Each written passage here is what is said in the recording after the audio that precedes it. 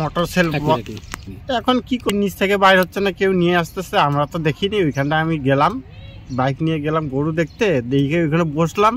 তো বসে এরকমভাবে তাকাইলাম, তো দেখতেছি ওইটা কি জিনিস। তারপরে দেখতেছি ওইটা মোটর সেল।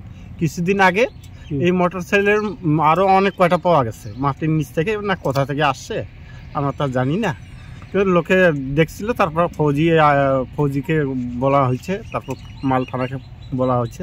হওয়ার পরে ওইটা ফৌজি এসে বাস করলো, করার পরে এইটা বলতেছে সতর্ক রাখবেন, সতর্ক থাকলে ভালো।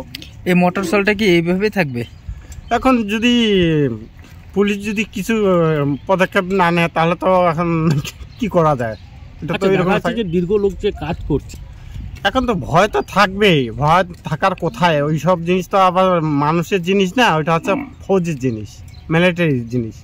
এখন ওইটা হাত লাগালেও যদি বাস হয়ে যায়, লোকজন মরে টরে যায়, তখন আবার কে জিম্মা নিবে? কেউ জিম্মা নিবে না। তাই জন্য প্রশাসনের কাছে এইটা অনুরোধ যে এইটা তাড়াতাড়ি এইটা বাস করার মতন কোনো ব্যবস্থা করুক, এইটাই। এটা নিয়ে তো অনেকবার বেরোচ্ছেন। হ্যাঁ, এগুলো তো মনে হয় মাটির নিচ থেকেই বাইর হয় এগুলো। এর আগে মোটামুটি 15-20 বছর আগে আমরা যখন ছোট ছোট ছিলাম না, তখন এইখানটা অনেক মিলিটারি এসে এখানটা ক্যাম্প ট্যাম্প বাঁধিয়ে ছিল।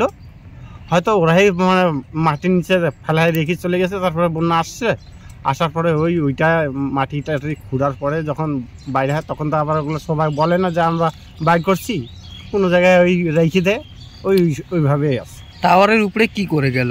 এখন কিভাবে গেছে সেটা তো আমি আর জানি না। হয়তো যে কেউ রাখছে। কোন জায়গায় বের হয়েছে?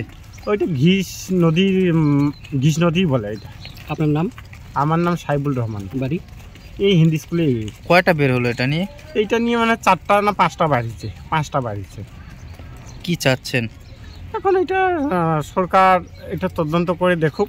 প্রশাসন? হ্যাঁ, প্রশাসনের উপরে ভাস দিলাম। এখন প্রশাসন কি করে সেটা তো ফোন করা হয়েছে প্রশাসনকে? এখন তো ফোন করা হয়েছে, এখন কি করা, এখন পর্যন্ত আসেনি বলে এইটাই আমাদের। আমি তাই জন্য দেখতে আসলাম যে আসছে কি।